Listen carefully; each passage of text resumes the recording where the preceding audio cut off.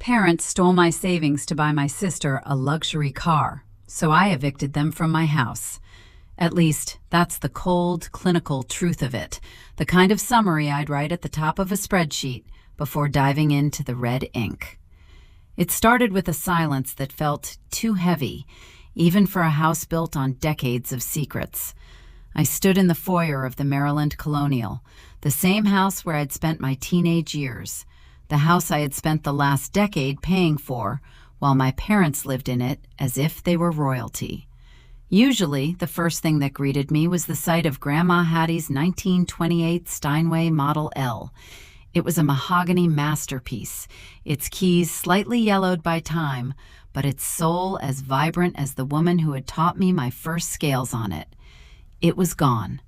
In its place stood a tall, faux gold floor lamp and a generic, oversized ceramic vase that looked like it belonged in a hotel lobby. The indentation marks where the piano's heavy legs had rested for 40 years were still visible on the Persian rug, pale, rectangular ghosts of a legacy that had been ripped out of the room. "Mom? Dad?" My voice was calm. It was the voice I used when I was auditing a firm and found a discrepancy in the ledger. It was a voice that didn't tremble, even when the floor beneath me did. I heard laughter coming from the kitchen. It wasn't just my parents' voices. It was Jada's, high-pitched, performative, and bubbling with a triumph she hadn't earned. I walked toward the dining room. The table was set. My mother, Judith, was laying out the silver I had bought her for her 60th birthday. My father, Lawrence, was pouring wine. And there was Jada, my younger sister, wearing a dress that cost more than my monthly mortgage payment on my own condo, her phone held high as she recorded a video of herself. "Where is the piano?" I asked. I didn't say hello. I didn't take off my coat. I stood in the doorway, a shadow in the light of their celebration. My mother didn't even look up. She straightened a napkin with a sharp, practiced flick of her wrist.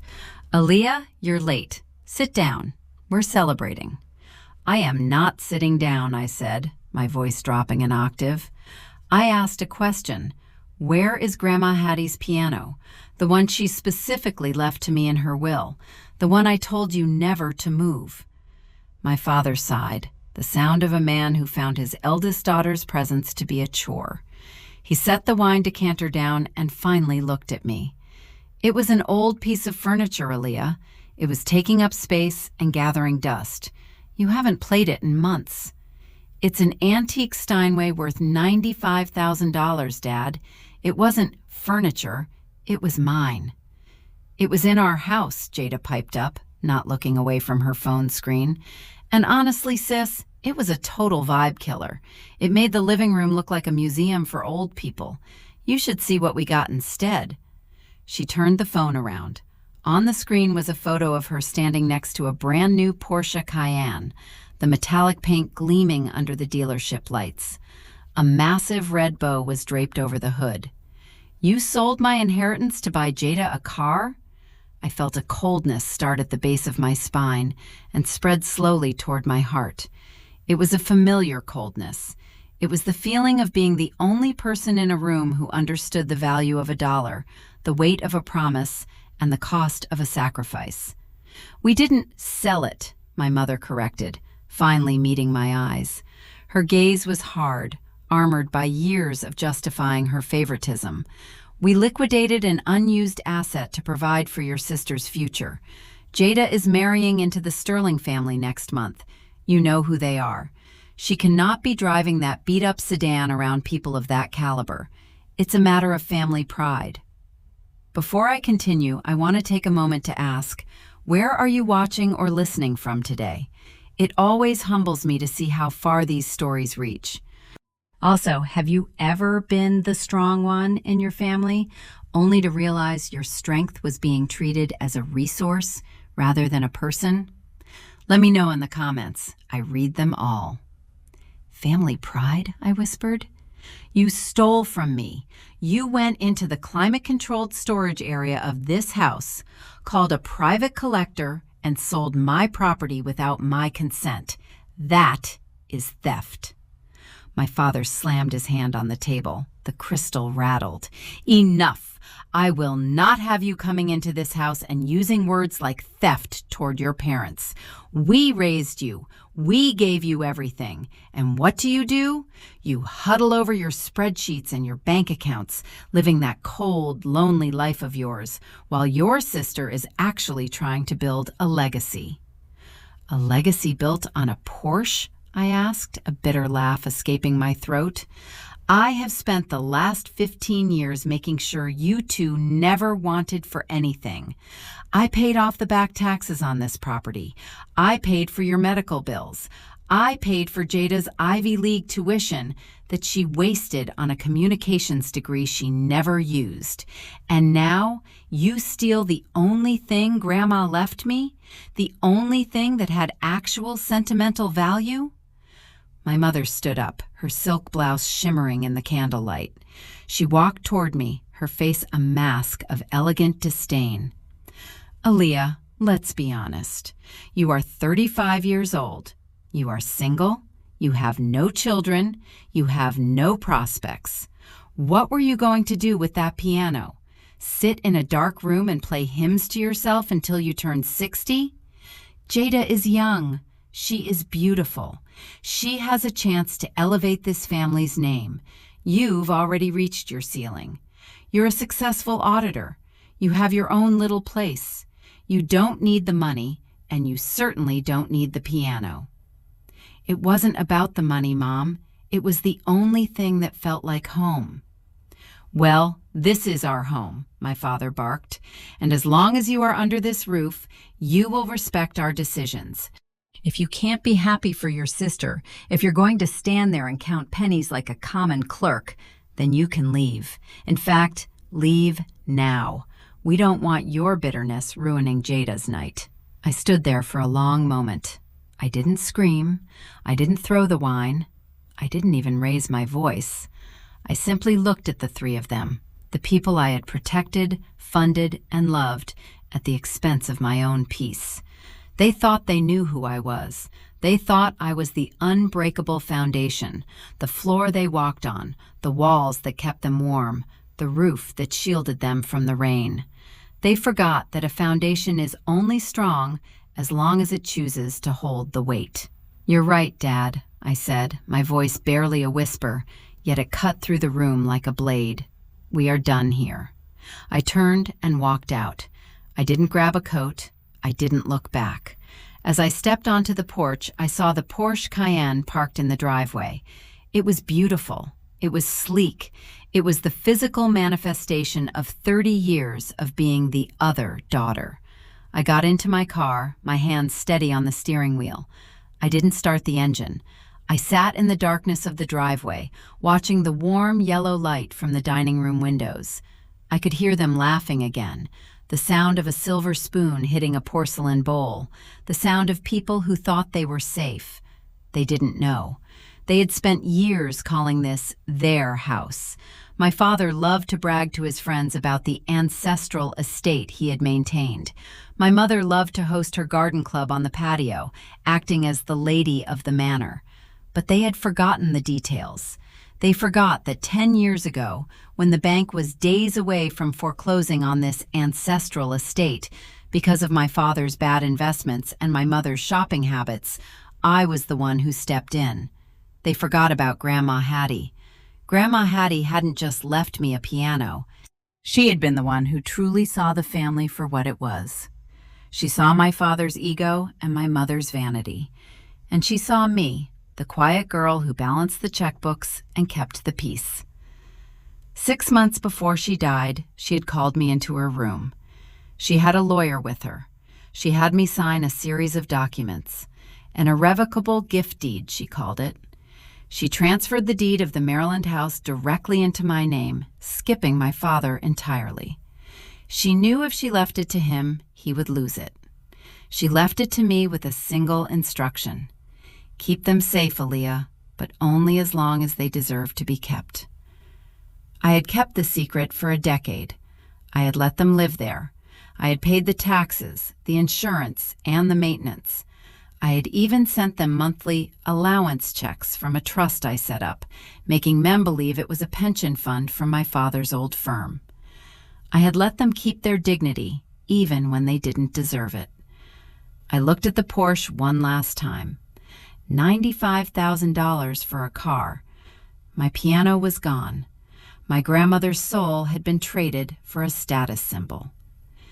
I reached into my glove box and pulled out my phone. I didn't call my mother. I didn't call my father.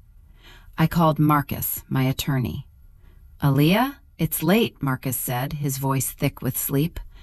"I know," I said, staring at the front door of the house I owned.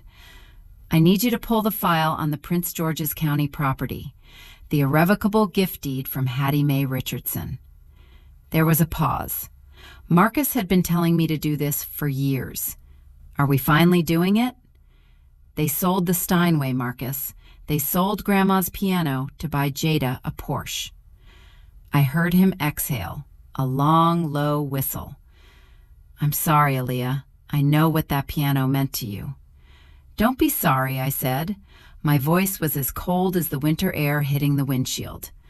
"I want the eviction papers drafted by morning. I want the repossession order for the vehicle initiated on the grounds of theft of estate assets. And Marcus, don't use a standard 30-day notice.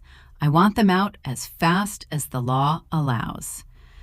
I've been a daughter for 35 years. Starting tomorrow, I'm just a landlord." I ended the call. I started the car. As I backed out of the driveway, the headlights swept across the front of the house, illuminating the white columns and the manicured lawn. It was a beautiful house. It was a shame no one truly lived there anymore. I drove away, not toward my condo, but toward the office. I had an audit to perform, and this time, the books were going to balance perfectly, even if it meant leaving my family with a zero balance. The silence of an office at 3 o'clock in the morning has a specific frequency. It is the sound of cold air moving through vents and the low electric hum of servers keeping secrets that the world isn't ready to see yet. I sat in my ergonomic chair, the leather cool against my back, staring at the dual monitors that illuminated my face in a ghostly, clinical blue. To the world, I am Aaliyah Vance, senior lead auditor for a top-tier financial firm, the woman who can find a missing decimal point in a billion-dollar merger and tell you exactly which executive's offshore account it's hiding in. But tonight, I wasn't auditing a corporation. I was auditing my own life. And for the first time in 35 years, I was forced to admit that the ledger was bleeding red. I pulled up the digitized folder labeled Project Hattie, a file I had kept encrypted for a decade, containing every scan of every document my grandmother had signed before the cancer took her voice, but not her vision.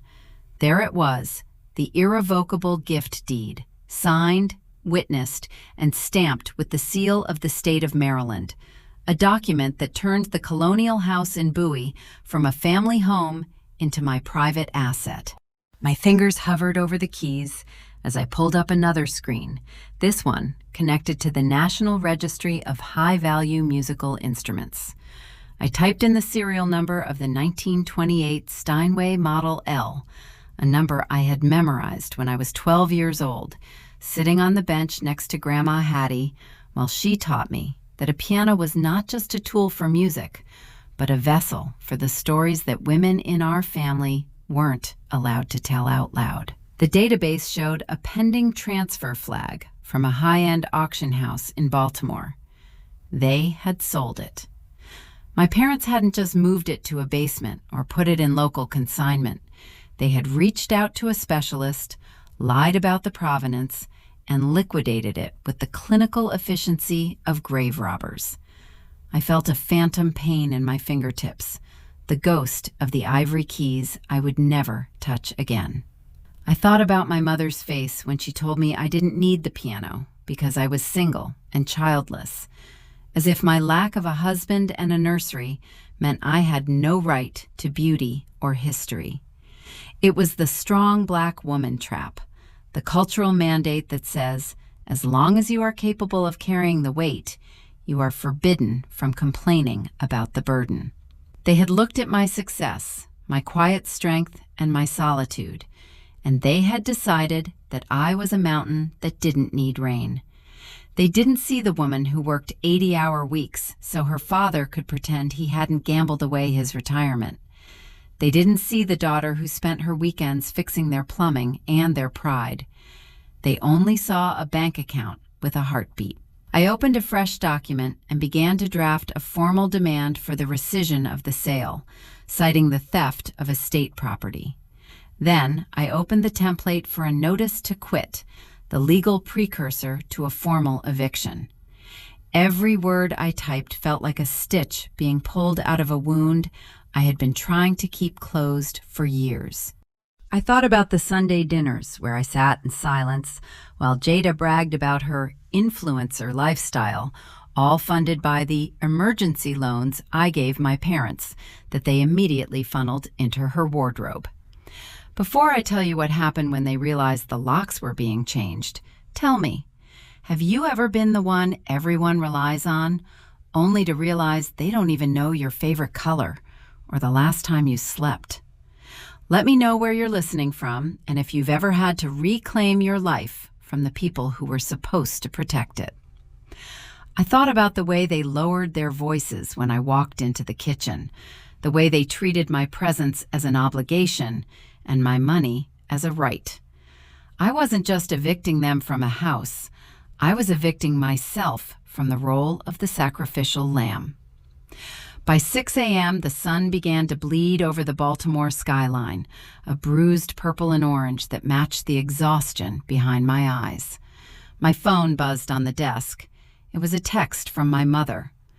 "Aaliyah, Jada wants to have a brunch today to show the car to her bridesmaids.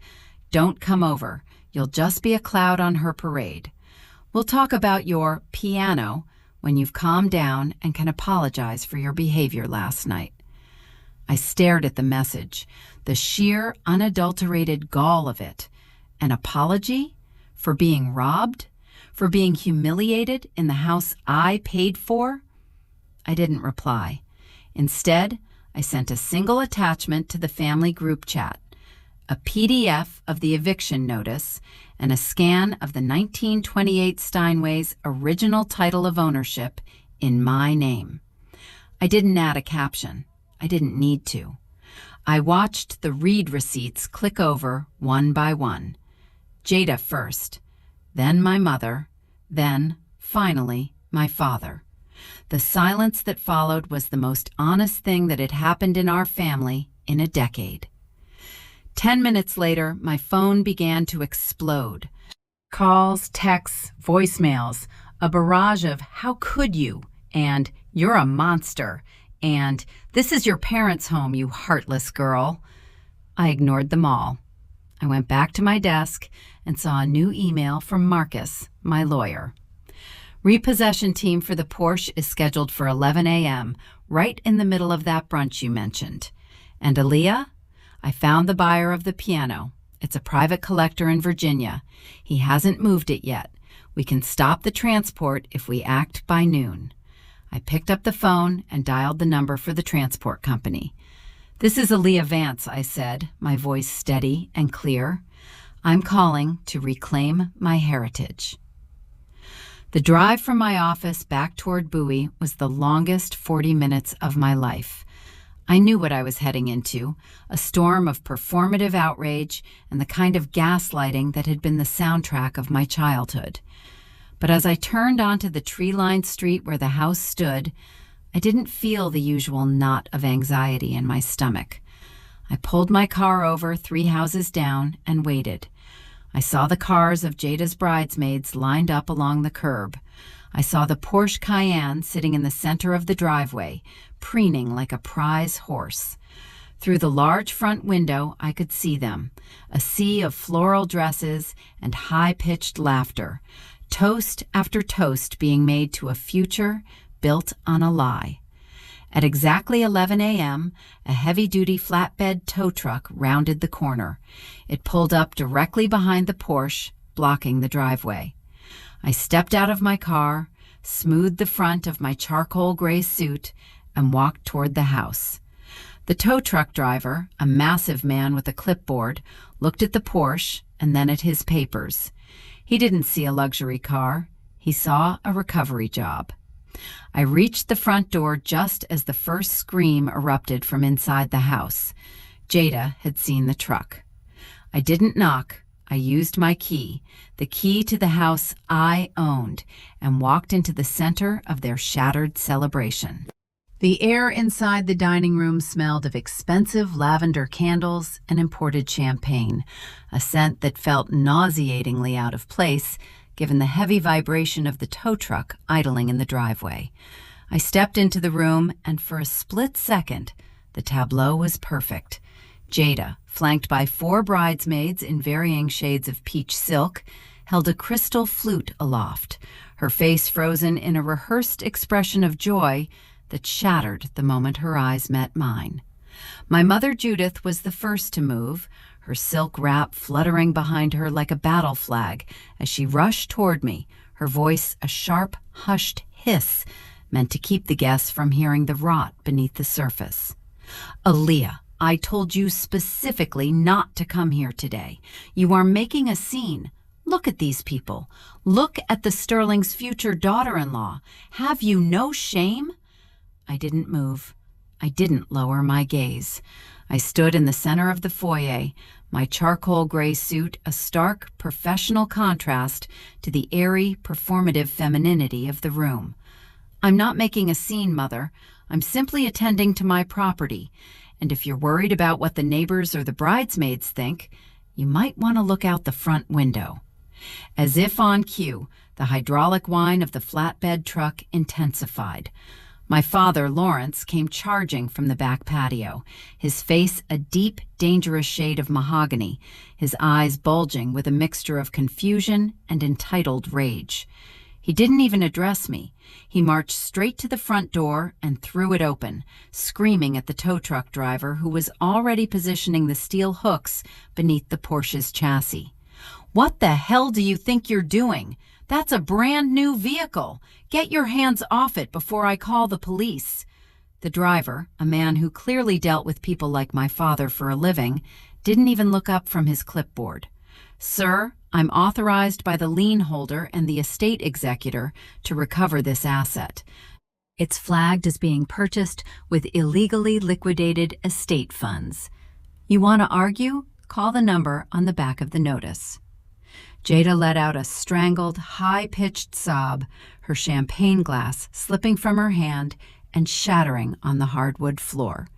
The same floor I had paid to have refinished 3 years ago. "Dad, do something! That's my car, my wedding gift!"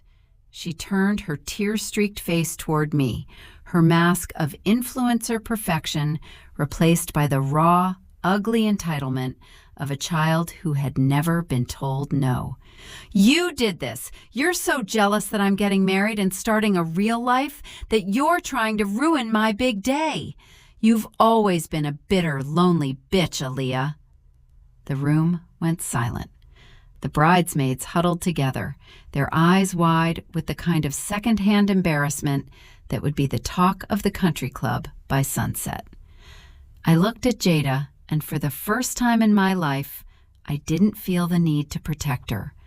I didn't feel the urge to soften the blow or explain away her cruelty. I felt nothing but the cold, clean weight of the truth. "The car wasn't a gift, Jada," I said, my voice carrying into every corner of the room. "It was a down payment on a theft. You're driving Grandma Hattie's piano. You're driving 30 years of my grandmother's memories that Mom and Dad sold behind my back because they thought I was too lonely to care about my own inheritance. But here's the thing about being an auditor. I don't just look at the numbers. I look at the titles. I look at the deeds. And I look at who actually owns the ground you're standing on." My mother stepped forward, her hand raised as if she were going to slap me, a gesture she hadn't used since I was a teenager. "How dare you speak to your sister like that in this house? This is a family home, and you are no longer welcome in it. Lawrence, throw her out, now." My father moved toward me, his chest puffed out, but I didn't flinch. I reached into my briefcase and pulled out a thick, blue-backed legal folder. I didn't hand it to him. I laid it on the antique sideboard, right next to a tray of untouched hors d'oeuvres. "Actually, Dad, that's the second reason I'm here. Since you're so fond of liquidating assets and telling people who is and isn't welcome in this house, I thought you should finally see the paperwork. That's an irrevocable gift deed signed by Hattie Mae Richardson 10 years ago. It's been recorded with the county since before she passed." Before I tell you what my father's face looked like when he read those first few lines, I want to ask you, have you ever been treated like a stranger in a house you built? Have you ever realized that your family's love was conditional on your silence? Let me know where you're watching from and tell me, at what point did you finally stop letting them use your strength as a doormat? My father's hand trembled as he picked up the folder. He scanned the pages, his eyes darting back and forth as the legal jargon began to sink in. Property of Aaliyah Vance, sole ownership, transfer of title. His voice trailed off into a whisper that was more devastating than any shout. My mother snatched the papers from him, her face twisting in denial. "This is a lie. This is a fake. Hattie wouldn't do this. This is her son's house. Lawrence, tell her this is a fake." But Lawrence couldn't say a word. He knew. He remembered the nights Grandma Hattie would sit in that very room, watching him spend money we didn't have, watching him treat me like a servant while I balanced his books. He knew she had seen right through him. "It's not a fake, Mom," I said, my voice as steady as a heartbeat. "And that folder also contains a formal notice to quit. You have 30 days to vacate the premises. All of you. Jada, since you're so worried about your status with the Sterlings, I suggest you start packing. Because the Porsche is going back to the dealership to be liquidated, so I can buy back my piano. And this house is being put on the market.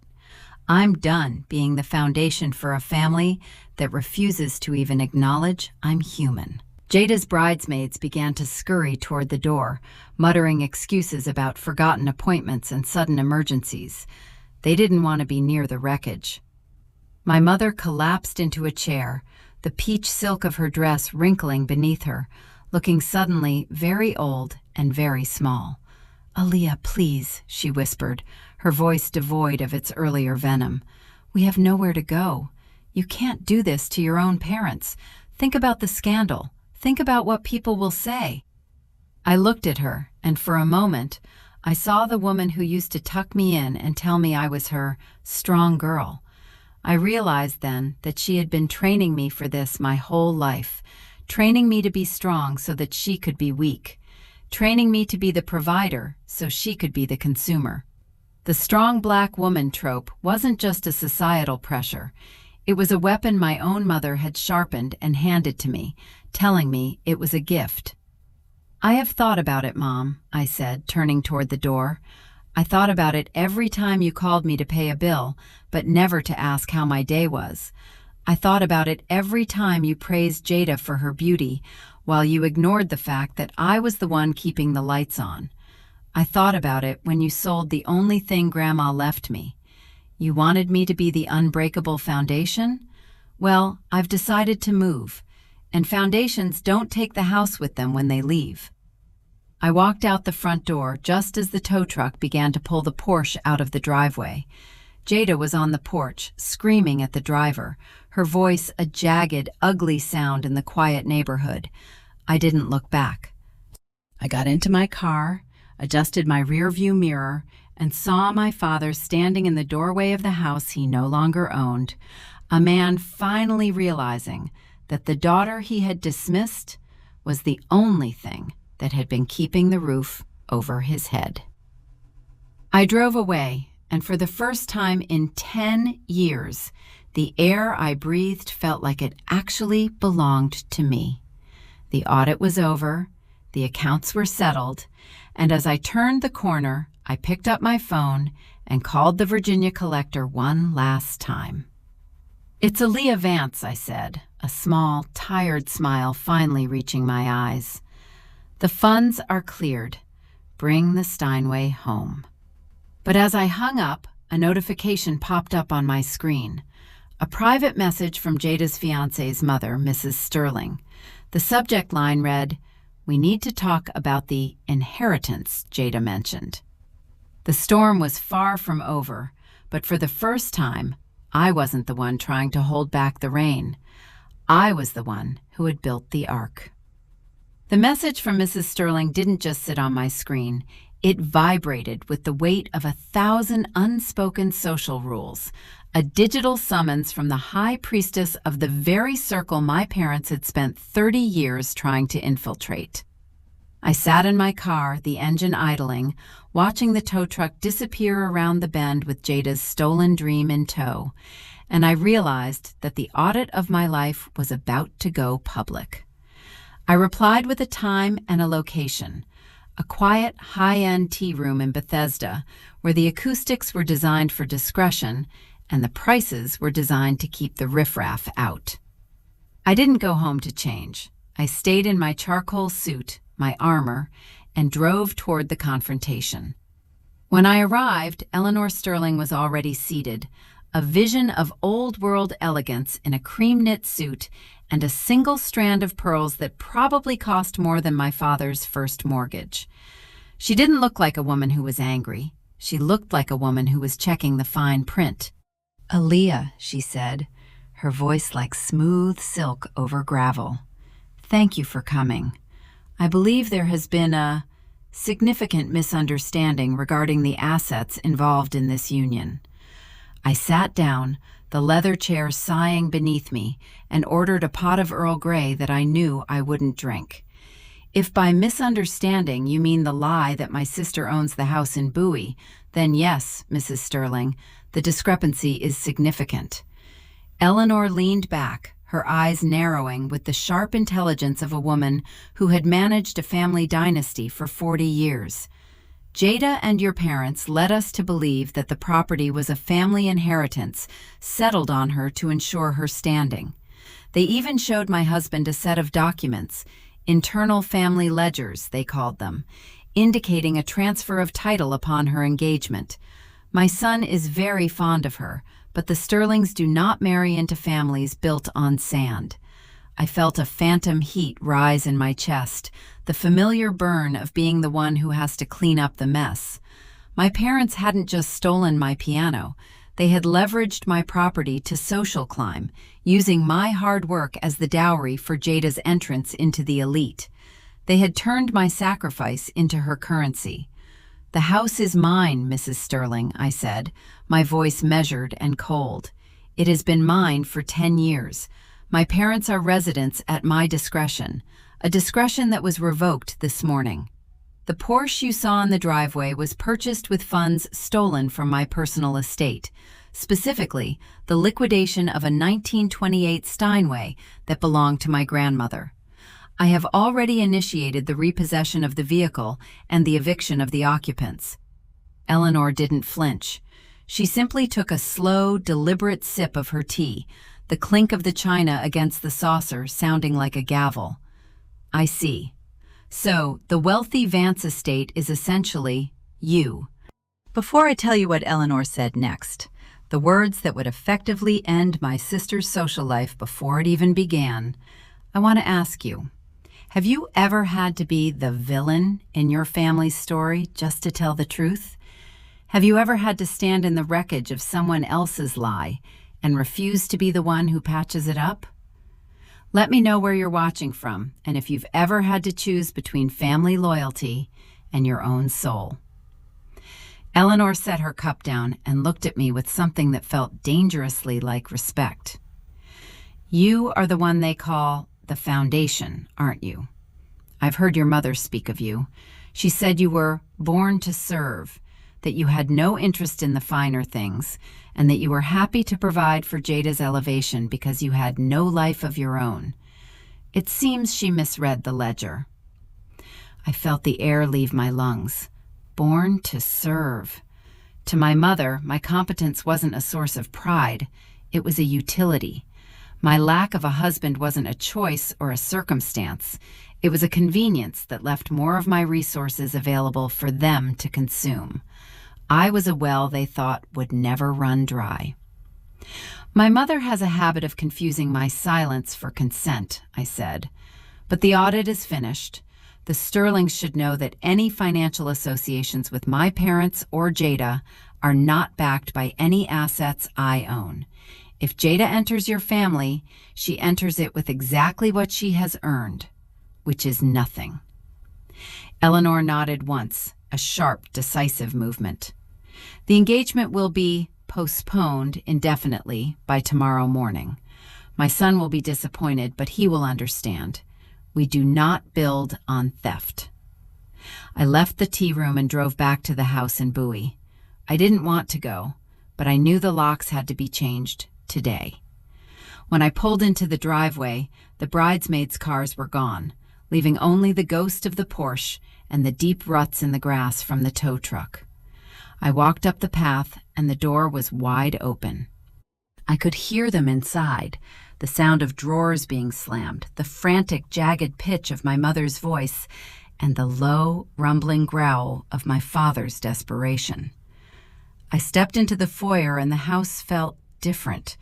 The warmth was gone, replaced by the hollow, echoing cold of a building that was no longer a home.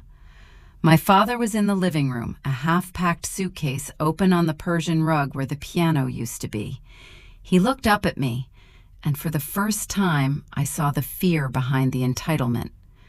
"Aaliyah, you have to stop this," he said, his voice cracking. "I just got a call from Sterling's father. They're pulling out. They're talking about character clauses and financial transparency. You're ruining your sister's life. You're ruining everything we built." I walked past him toward the kitchen, my heels clicking like a countdown. "You didn't build this, Dad. I did. You just lived in it." My mother was in the kitchen, staring at the empty spaces on the walls where her expensive paintings used to hang. Paintings I had bought her to fill the void of her own making. She turned to me, her eyes red-rimmed and feral. "You think you're so high and mighty, don't you, with your suits and your law firm and your deeds? You're just a cold, bitter woman who can't stand to see anyone else happy. You'd rather see your own parents on the street than let your sister have a nice car." I stopped and looked at her, really looked at her. I saw the lines of greed around her mouth and the hollow vanity in her eyes. "I didn't put you on the street, Mom. You sold the street to buy a Porsche. You sold my heritage. You sold Grandma Hattie's soul for a hood ornament. Did you really think I wouldn't find out? Or did you just think I was too much of a good daughter to do anything about it?" My father stepped into the kitchen, his hand raised in an appeal that felt more like a threat. "We were going to pay you back, Aaliyah.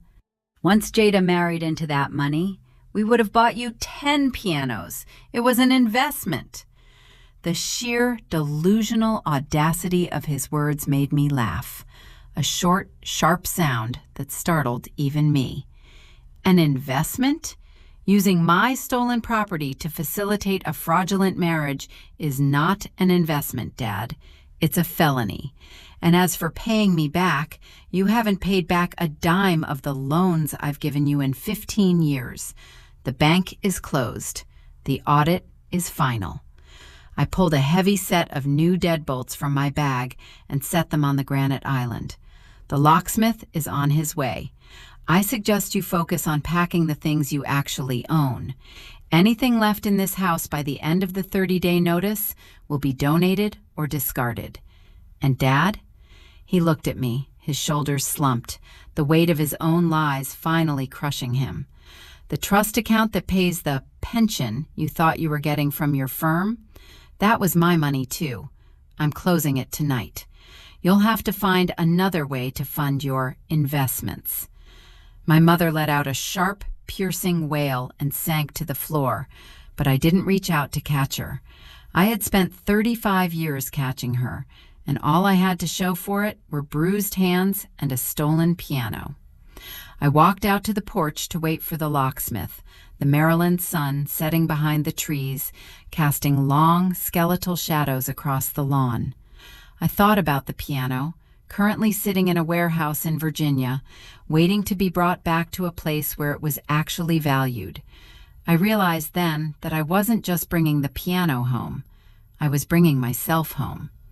I took out my phone and deleted the family group chat. The silence that followed was the most beautiful music I had heard in years. But as I sat there, a black town car pulled up to the curb. Not the Sterlings, not the locksmith. A man I hadn't seen in 20 years stepped out. My father's younger brother, Uncle Silas, the black sheep who had been banished from the family for financial irregularities, that I now realized were probably just him trying to tell the truth. He looked at the house, then at me, and a slow, knowing smile spread across his face. "So," he said, leaning against the gate, "the foundation finally decided to crack, huh? I've been waiting for this day since your grandmother's funeral." He held up a small, weathered leather notebook. "You might want to see this, Aaliyah. It's the other half of the ledger your father's been hiding since 1998. The house isn't the only thing he stole from you." I looked at the weathered leather notebook in Silas's hand, its edges frayed and its spine held together by nothing but grit and old adhesive, and I felt a premonition of a deeper cold than the one currently settling over the Maryland suburbs. My Uncle Silas had always been the ghost at the feast, the man whose name was spoken in hushed, cautionary tones whenever my father wanted to remind me of the importance of family loyalty. They said he was a gambler, a man who couldn't be trusted with a cent or a secret. But as he stood there in the fading light, his eyes had the same sharp, auditing clarity that I saw in my own mirror every morning. He didn't wait for an invitation. He walked past me onto the porch, his presence a silent challenge to the chaos still vibrating inside the house. "You think you've seen the bottom of the ledger, Aaliyah, but your father's been running a double set of books since before you knew how to carry a tune," he said, flipping the notebook open to a page dated October 1998, the year my grandfather passed away. I stepped closer, my eyes scanning the cramped, meticulous handwriting that I recognized instantly as my grandmother Hattie's. It wasn't just a diary, it was a record of every single cent. It turned out that when my grandfather died, he hadn't just left the house to Hattie. He had left a substantial life insurance policy and a diversified portfolio specifically earmarked for my education and my future security. According to these notes, there was a trust established in my name, the Aaliyah Grace Trust, valued at nearly $400,000 in 1998. I felt the world tilt on its axis. $400,000. In 1998, that was a fortune. I remembered that year clearly. It was the year my father told me we were struggling. The year he said I couldn't go to the private conservatory I had dreamed of because we had to prioritize the family's survival. I had spent my teens working 2 jobs, taking out student loans that I spent a decade paying back, and living on ramen and sheer willpower because I believed my father was a man drowning in bad luck. But the notebook told a different story. It showed a series of emergency withdrawals authorized by the executor, my father, to fund essential family maintenance. I looked at the dates. The withdrawals matched the purchase of my father's first luxury sedan, my mother's designer wardrobe overhaul, and a series of high-stakes investments that Silas told me were actually gambling debts disguised as business ventures. They hadn't just stolen my piano. They had stolen my entire youth. They had watched me struggle, watched me bleed my soul dry to save them while they were sitting on a mountain of my own money. Before I tell you what happened when I walked back into that kitchen with the notebook, I want to ask you, have you ever discovered that the sacrifices you made for your family were based on a lie? Have you ever realized that the people you were protecting were actually the ones who had been robbing you all along? Let me know where you're watching from and tell me, How do you forgive the unforgivable? I walked back into the kitchen, the notebook clutched in my hand like a loaded weapon. My mother was still on the floor, her performative grief now a quiet, rhythmic sobbing, while my father was frantically scrolling through his phone, likely looking for a lawyer he couldn't afford. I didn't say a word. I simply dropped the notebook on the granite island, right on top of the eviction papers. The sound of it hitting the stone was like a gunshot. My father froze. He looked at the notebook, and I watched the blood drain from his face until he was the color of ash. "Silas," he whispered, his voice trembling with a cowardice he could no longer hide. "I told you to stay away from here." I stepped into his space, my voice lower and sharper than it had ever been. "You didn't tell him to stay away because he was a gambler, Dad. You told him to stay away because he was the only one who knew you were a thief. You spent my trust fund. You spent the money Grandpa left to make sure I never had to beg for anything. You watched me work myself to exhaustion for 15 years, taking my loans and my help while you knew exactly how much you owed me." My mother looked up, her eyes darting between us, her brain already working on a way to spin the narrative. "Aaliyah, baby, you don't understand. Times were hard. We did what we had to do to keep a roof over your head. We were going to tell you when you were older, when you were ready." I looked at her, and the last shred of my strong black woman armor finally fell away, leaving behind something much more dangerous, a woman who was truly, finally done. I was ready when I was 18 and crying because I couldn't afford the tuition at Juilliard, Mom.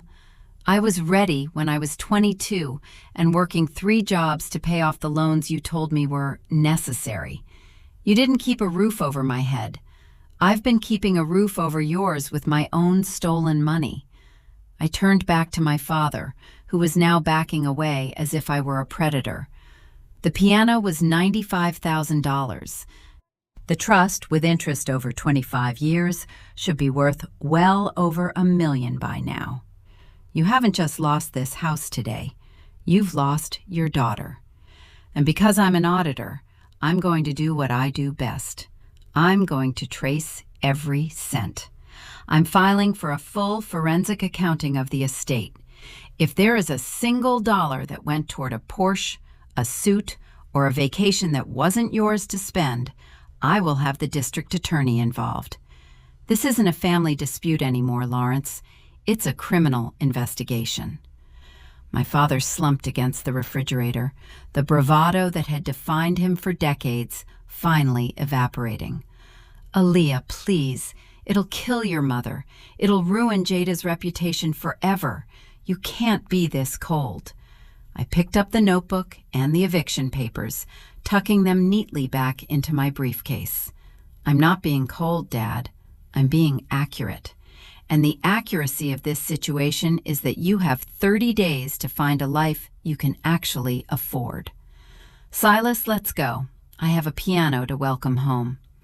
I walked out of that house without looking back, the sound of my mother's renewed wailing fading into the evening air.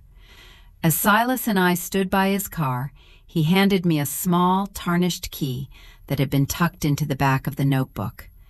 "This is for the safety deposit box at the old bank on Main Street," he said, his voice softening.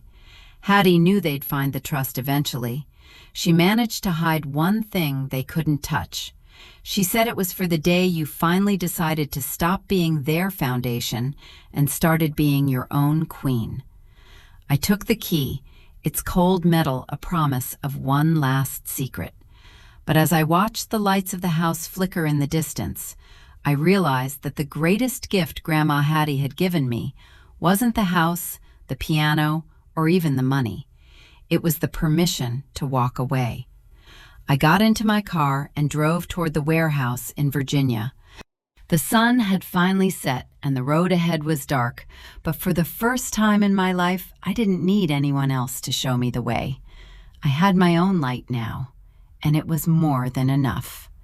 But as I pulled onto the highway, my phone chimed with a message from an unknown number.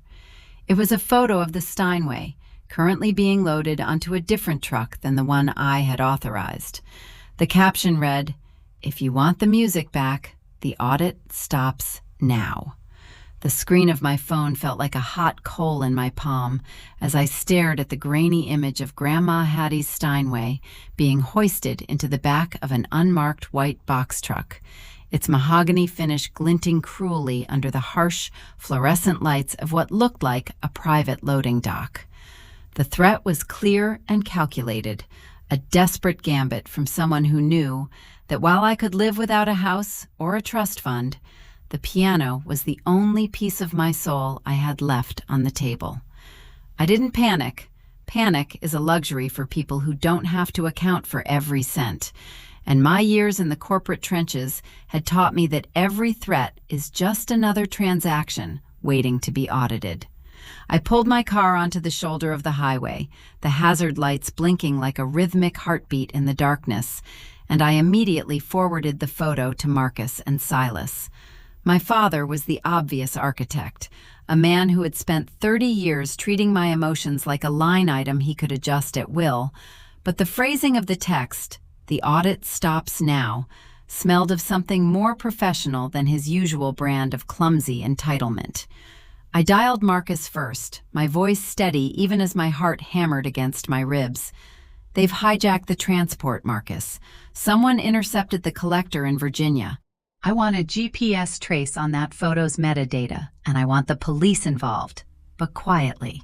If that piano gets scratched, I'm holding the transport company and the estate executors personally liable for the full appraised value plus emotional damages." Silas called me back 3 seconds later, his voice a low, gravelly rumble that sounded like a storm moving in from the coast. "Aaliyah, don't you dare back down. Your father's got a cousin on your mother's side, a man named Terrence, who runs a logistics company out of Newport News. It's a front for moving high-value goods that people want to disappear. If that piano is in a white box truck, it's headed for a shipping container. He knows the audit will lead to the trust fund, and that trust fund is the only thing keeping him out of a federal prison for embezzlement." I felt a cold, jagged realization pierce through my resolve. This wasn't just about a car or a house anymore. This was a criminal enterprise disguised as a family dynamic. I pulled back onto the highway, my foot heavy on the gas, heading not toward the warehouse, but back toward the house in Bowie.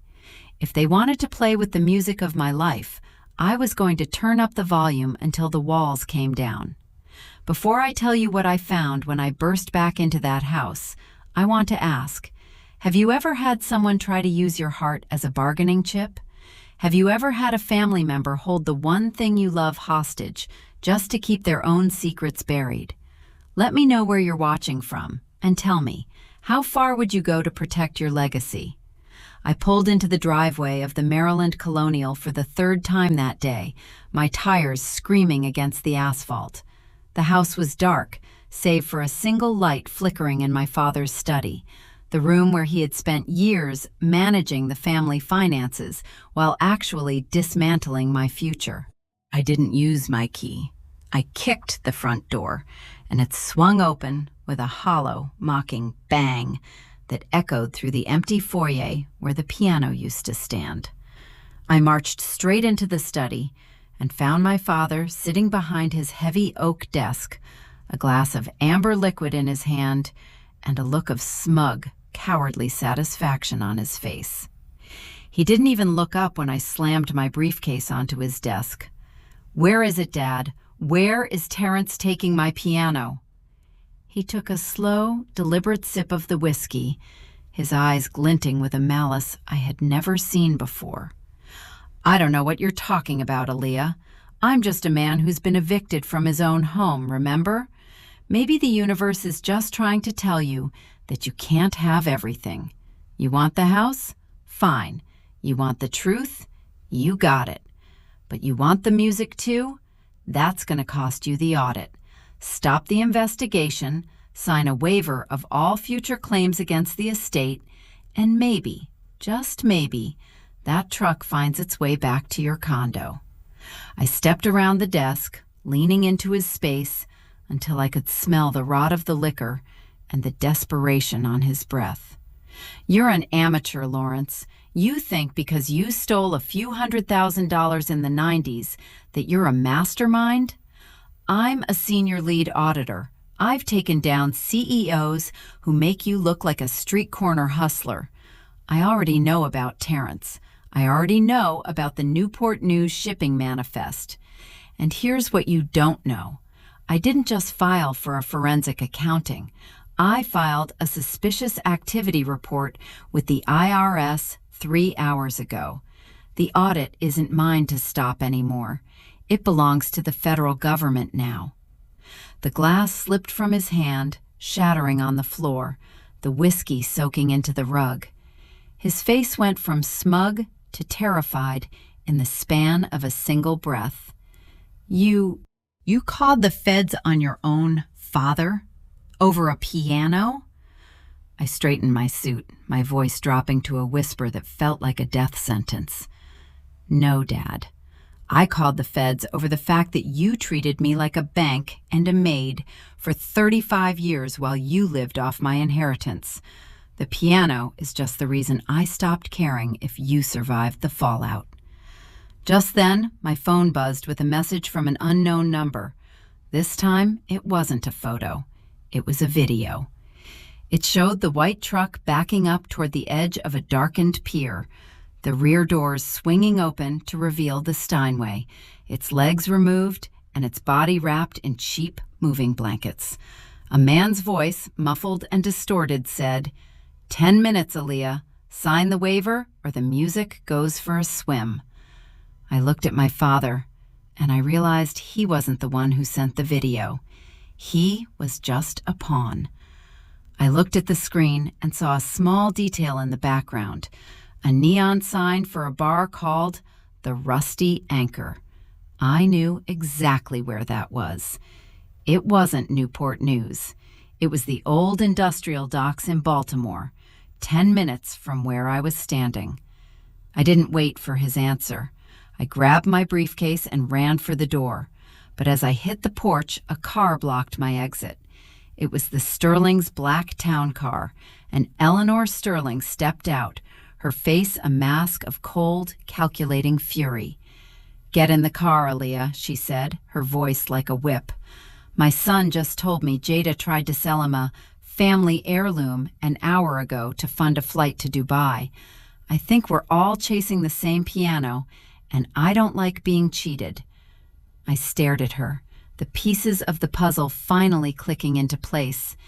It wasn't just my father. Jada was trying to liquidate the evidence before the Sterlings officially cut her off. My sister, the queen bee, was ready to drown our history just to stay in the air. I jumped into the back of the town car, and Eleanor signaled the driver. "Step on it," she commanded. "We have a legacy to save and a thief to bury." The Baltimore docks at midnight felt like the end of the world, a graveyard of rusted shipping containers and the smell of salt and diesel hanging heavy in the freezing air.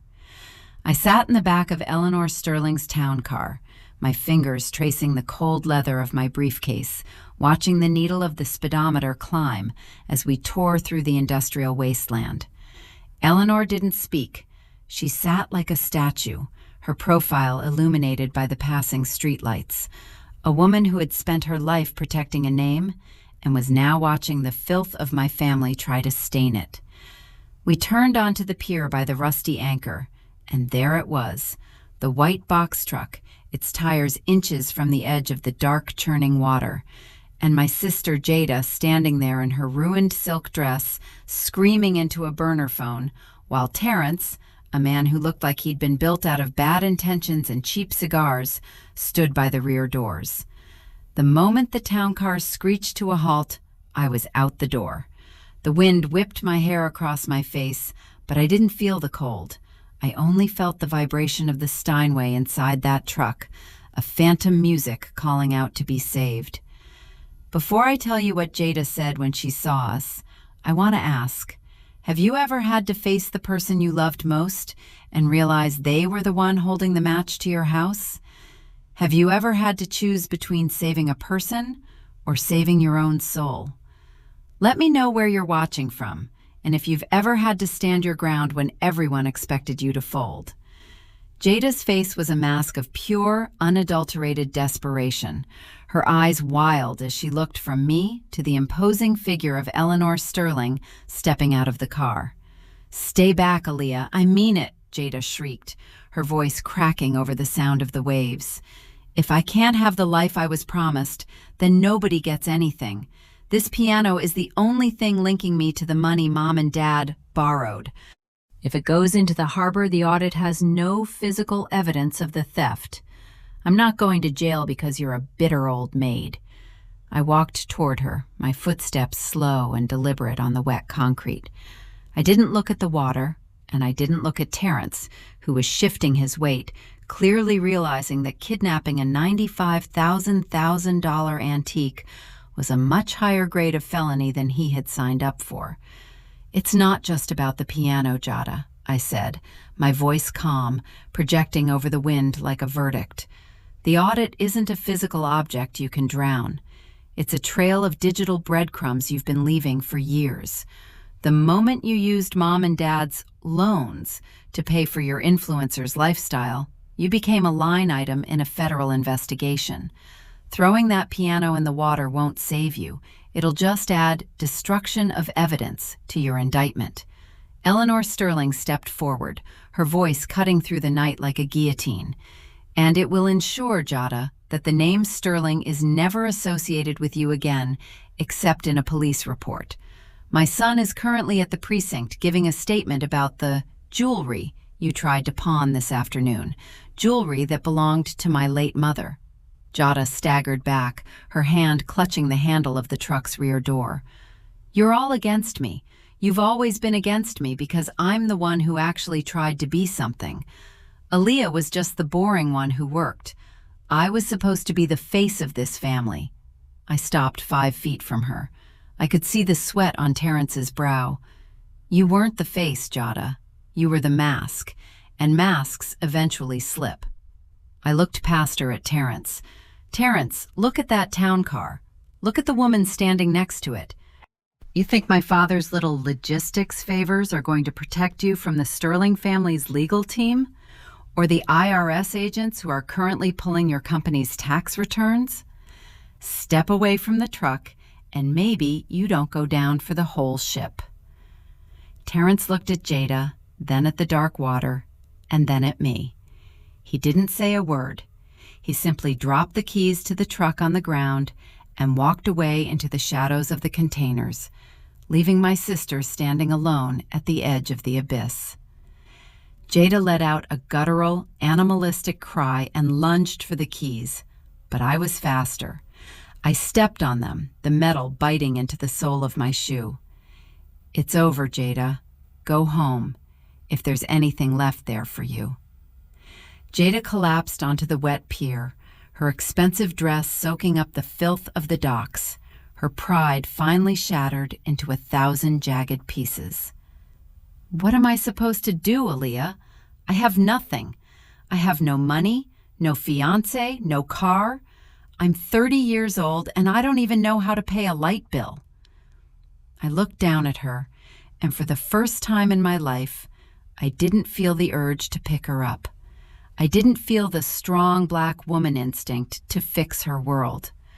I felt the profound, liberating weight of my own peace. You do exactly what I did, Jada. You work. You account for your mistakes, and you learn that nobody is coming to save you. Just then, the blue and red lights of the Baltimore PD began to reflect off the shipping containers, the sirens wailing in the distance. I didn't stay to watch them handcuff her. I picked up the keys, walked to the back of the truck, and slowly opened the doors. There it was, my grandmother's Steinway, wrapped in those insulting blankets, but still whole, still beautiful. I climbed into the back and sat on the bench, my fingers finally touching the ivory keys for the first time in what felt like a lifetime. I didn't play a song. I just pressed a single, deep C note. The sound resonated through the truck, through the pier, and through my very bones. A solid, unbreakable frequency that drowned out the sirens and the screams. Eleanor Sterling walked to the back of the truck and looked in. She didn't say anything for a long time. Then she nodded once. "It has a beautiful tone, Aaliyah. Make sure you put it somewhere it can be heard." I looked at her, two women who had spent their lives holding up structures that didn't always deserve us. "It's going back to my house, Mrs. Sterling. My house. Not my father's, not my mother's. Mine." As the police arrived and began the grim business of processing the scene, I sat in the darkness of that truck with my heritage, listening to the silence that follows a storm. I knew the next few months would be a nightmare of depositions, court dates, and the social fallout of my family's public collapse. My mother would call me a traitor, my father would beg for mercy he didn't earn, and the community would whisper about the unbreakable Vance family finally breaking. But as I sat there, I realized that I hadn't broken. I had just been remodeled. I was no longer the foundation they could walk on. I was the architect of my own life. I took out my phone and sent one last message to Marcus. "The piano is safe. Proceed with the full eviction and the civil suit for the trust fund. I want every cent accounted for." I closed my eyes and leaned my forehead against the cool mahogany of the Steinway. The audit was complete, the books were balanced, and for the first time in 35 years, I wasn't carrying a single debt that wasn't mine. But as the truck began to move, escorted by the police, I saw my Uncle Silas standing by his car at the entrance to the pier. He held up that small, weathered notebook and pointed to the very last page, a page I hadn't read yet. I realized then that the story of my inheritance didn't end with a house or a piano. There was one more secret Grandma Hattie had buried, and it was the one that would change the name Vance forever. The vibration of the single C note I had struck on the Steinway seemed to hum in the very marrow of my bones long after the police escort had led the transport truck away from the salt-slicked edges of the Baltimore pier. I sat in the passenger seat of Uncle Silas's weathered sedan, the leather smelling of old tobacco and justice, while the city lights blurred into long golden streaks against the rain-streaked window. Silas didn't speak. He knew that after a lifetime of carrying the noise of everyone else's expectations, silence was the only thing I could truly afford. He pulled into the parking lot of a 24-hour diner, the kind of place where the fluorescent hum and the smell of burnt coffee provided a neutral ground for hard truths. He didn't order food. He simply laid that small, leather-bound ledger on the laminate table between us and flipped to the final page, the one he had pointed to at the docks. "Your grandmother was a domestic worker for 40 years, Aaliyah," Silas began, his voice a low, rhythmic tether to a history I only thought I knew. Everyone saw her in that uniform. They saw her cleaning those big houses in Potomac and Georgetown, and they assumed she was just saving her pennies in a jar. Even your father thought her only asset was that Steinway and the house. But Hattie Mae wasn't just cleaning those houses. She was listening. She was watching how those families built wealth that lasted generations. She knew that land was the only thing they couldn't take from you once the music stopped. I looked down at the page. It wasn't a ledger entry for a bank account or a trust fund.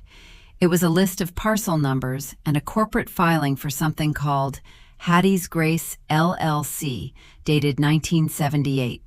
Attached was a faded, hand-drawn map of a section of the city that had once been the heart of the Black business district, a place that had been gutted by urban renewal and neglect, but was now the crown jewel of the city's newest redevelopment project. My eyes widened as I realized what I was looking at. Grandma Hattie hadn't just bought a home in Bowie. She had spent decades quietly buying up small, neglected commercial lots along the corridor that was now being turned into a multi-billion-dollar tech and arts hub. Before I tell you the total valuation of what Hattie left me, a number that makes the stolen trust fund look like pocket change, I want to ask you, have you ever found out that the person everyone underestimated was actually the smartest person in the room? Have you ever realized that your ancestors were building a throne for you while you were still learning how to sit up straight? Let me know where you're watching from and tell me, what would you do if you realized you were the owner of the very ground your enemies were trying to build on? I traced the coordinates with my finger, the ink of my grandmother's handwriting feeling warm beneath my touch. "She didn't tell Dad?" I whispered. The irony of my father's life, a man who gambled with crumbs while sitting on a banquet, finally hitting me. Silas chuckled, a dry, hollow sound. She knew Lawrence. She knew if he got his hands on those deeds, he'd sell them for a flash and a smile before the ink was dry. She put them in a blind trust that only triggered upon the completion of a forensic audit of the estate or your 36th birthday, whichever came first. Your father wasn't just stealing your childhood, Aaliyah. He was unknowingly trying to sabotage the very trigger that would have made him a wealthy man. By selling that piano and forcing your hand into this audit, he effectively handed you the keys to a kingdom he didn't even know existed. Those lots are worth upwards of $15 million today. And the developers, they can't move an inch of dirt without your signature. I leaned back, the weight of the revelation pressing me into the vinyl booth. $15 million. It was a number so large it felt abstract, yet so precise that it felt like a surgical strike against every insult my mother had ever hurled at me. I wasn't just a bitter old maid or a boring auditor. I was the landlord of the city's future. I thought about my mother on the kitchen floor, weeping over a lost Porsche, and my sister Jada in the back of a police cruiser, mourning a social circle that would now treat her like a leper. They had spent their lives chasing the appearance of wealth, while I had been the unwitting guardian of its reality. I stood up, the fatigue of the last 24 hours suddenly replaced by a cold, crystalline clarity. "Silas, I need to go back to the house. One last time." We arrived at the Maryland Colonial just as the sun was beginning to peek over the horizon, casting the white columns in a pale, unforgiving light. I didn't wait for the locksmith this time. I walked in, my heels echoing in the hollowed-out foyer where my Steinway was currently being reinstalled by a professional crew I had hired at double time. My father was sitting on the stairs, his head in his hands, looking like a man who had finally realized he was a ghost in his own life. My mother was standing by the window, her bags packed in cheap plastic bins, the elegance she had worn like armor now stripped away to reveal the hollow vanity beneath. I didn't say a word about the $15 million. I didn't mention the lots or the LLC. That was for me and Grandma Hattie. I simply walked to the center of the room, ran my hand along the cool, restored mahogany of the piano, and looked at them. "The 30-day notice is still in effect," I said, my voice devoid of anger, which I realized was the ultimate form of power. "But I'm moving the timeline for the forensic accounting up to this morning. Marcus has the ledger. He has the records from 1998. Everything you took, everything you spent, and everything you hid will be documented. I'm not doing it for the money. I'm doing it because Grandma Hattie wanted the books balanced, and I am her daughter through and through." My father looked up, his eyes bloodshot. "Aaliyah, please, don't leave us with nothing after everything we gave you." I stopped him with a single raised hand, the look of a mother who knows the lie before it's even spoken. "You gave me a bill, Dad, and I've paid it in full. From this moment on, the Vance name belongs to me. You're just the people who were holding it in trust until I was strong enough to take it back. I sat down at the Steinway, adjusted the bench, and played the first 3 chords of a hymn Grandma Hattie used to sing while she scrubbed the floors of women who weren't half as brilliant as she was. The sound filled the house, pushing against the walls, vibrating through the floorboards, and for the first time, the house didn't feel like a colonial mansion in the suburbs. It felt like a temple. As the music swelled, my mother began to scream that I was heartless, that I was a monster, but I didn't hear her. I was listening to the sound of a foundation that was no longer holding up a lie. I was listening to the sound of a woman who had finally stopped bleeding in silence and started reining in the light. The audit was over. The assets were recovered, and as the morning sun hit the ivory keys, I knew that the music was just beginning. Parents stole my savings to buy my sister a luxury car, so I evicted them from my house, and as the last notes of Grandma Hattie's hymn faded into the crown molding of a home that had never felt less like a sanctuary, I watched the vibration of the strings settle into a terrifying, absolute silence.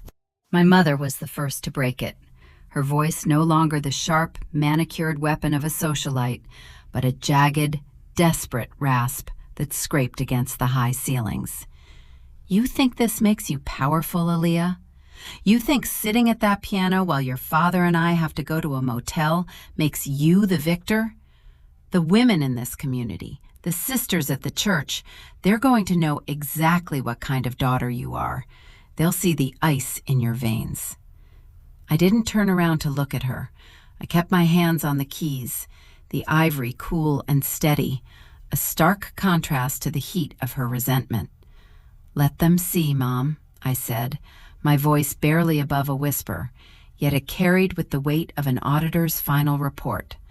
"Let them see the bank statements from 1998. Let them see the serial number of the piano you sold to fund Jada's vanity. Let them see the records of the trust fund that paid for your silk suits while I was working double shifts at the library. If you want to use the community as a witness, then let's give them the full testimony, not just the edited version you've been rehearsing." My father, Lawrence, made a move toward me, a slow, defeated shuffle that lacked the theatrical bravado he had used for 30 years to command a room. He looked at the Steinway as if it were a headstone. "The money from the trust, we didn't mean for it to go that far, Aaliyah. It was just a bridge. We were trying to keep the image up until my investments hit. We did it for you, too. We wanted you to come from a family that mattered." I finally stood up, smoothing the fabric of my charcoal suit, my posture a rigid line of sovereign grace. "You wanted a family that looked like it mattered, Dad. There's a difference. You spent my future to buy a mask, and now that the mask is off, you're realizing there was never anything behind it." Before I tell you what happened when the first moving truck arrived and the neighbors started pulling back their curtains, I want to ask you, have you ever reached the point where you realized that your family didn't love you? They loved the version of you that was convenient for them. Have you ever had to be the one to finally say, "The debt is called in"? Let me know where you're watching from, and if you've ever had to stand in the quiet wreckage of a lie you refuse to tell anymore. I walked to the front door and opened it wide, the morning air rushing in to displace the stale scent of lavender and betrayal. A team of professional packers, men I had hired from an agency that didn't know our names or our history, began to walk in with rolls of tape and stacks of boxes. They weren't here to pack my things. They were here to inventory the house. "Anything that was purchased with funds from the estate trust stays," I told the foreman, handing him a highlighted list of assets. "The furniture in the master bedroom, the dining room set, the art in the hallway, those are all recovered assets. My parents may take their clothing, their personal toiletries, and any items they can prove were purchased with their own verified income." My mother let out a sound that was half laugh and half sob, a chilling, hysterical note. "You're going to take my bed? You're going to make us leave with nothing but our clothes? I birthed you, Aaliyah. I carried you for 9 months. I looked her directly in the eye, and for the first time, I didn't feel the phantom guilt that had governed my life since I was a child. And I carried you for 15 years, Mom. The math doesn't favor you. The next few hours were a cinematic blur of clinical destruction. I watched as the Packers moved through the house, wrapping the crystal I had bought for her, the linens I had paid for, the life I had curated for them while I lived in a cramped one-bedroom condo across town. My father sat in a folding chair on the lawn, watching the neighbors, the very people he had spent years trying to impress, drive slowly past, their windows rolled down, their eyes feasting on the spectacle of the mighty Lawrence Vance being dismantled. Jada arrived an hour later in a taxi, her face a swollen, unrecognizable mess of tears and smeared eyeliner, the police having released her into the custody of an attorney Silas had recommended, only so she could sign the final surrender of the Porsche's title. She didn't look like a queen bee anymore. She looked like a wet bird shivering in the Maryland sun. She walked up to me on the porch, her voice a fragile, broken thing. The Sterling sent a courier to the precinct, Aaliyah. They sent a formal notice of dissolution of engagement. Eleanor? She blocked my number. They're saying I committed fraud. I have nothing left. Are you happy now? I looked at my younger sister, the girl I had once protected from the smallest scraped knee, and I realized that by protecting her from reality, I had participated in her ruin. I'm not happy, Jada. I'm balanced. There is a difference.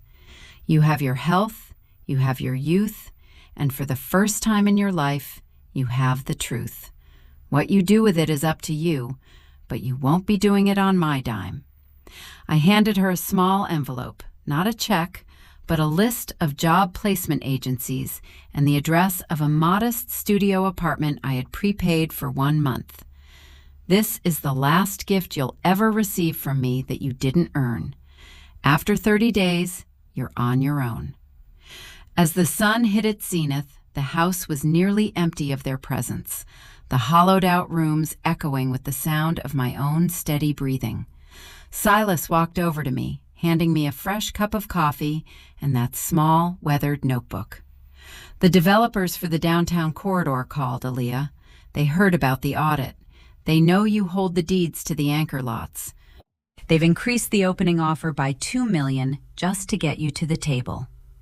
I looked at the house, the beautiful white-columned lie I had spent my youth maintaining, and I knew I would never live here.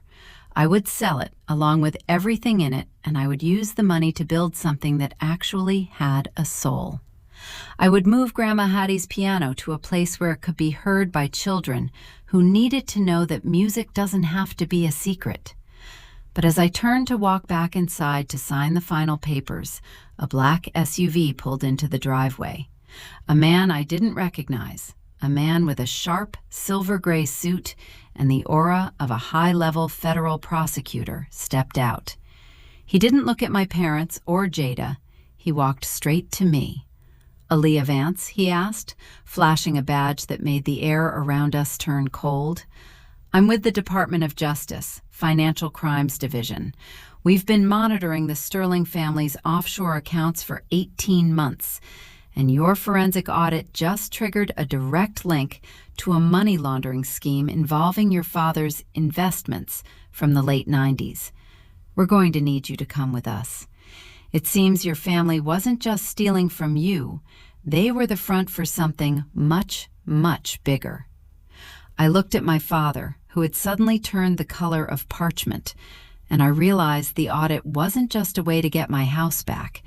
It was the key to a cage I had been living in my entire life, and the door was finally swinging open. The sound of federal agents moving through a house you've spent a decade paying for is a percussion of cold reality, a rhythmic thud of heavy boots on hardwood, and the sliding of dresser drawers that were never meant to be opened by strangers.